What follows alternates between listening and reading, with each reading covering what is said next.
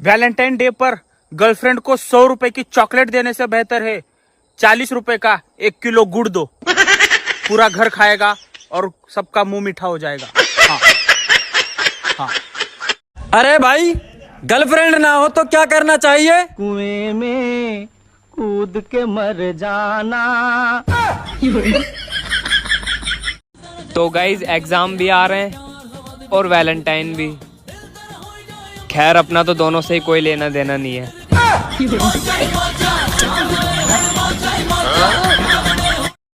Madhu, I love you. तू भी बोल।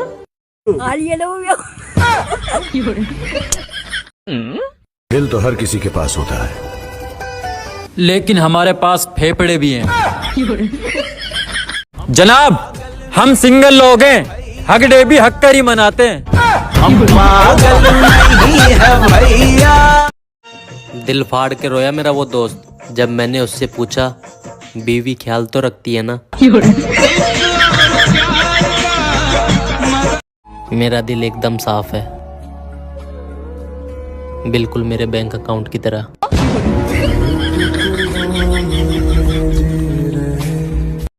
अच्छा, अगर आपकी शादी किसी काली लड़की से हो जाती फिर क्या होता? काले रंग का हो या गोरे रंग का, जहर तो जहर ही होता है। जोर का झटका है, जोरों से लगा, लगा।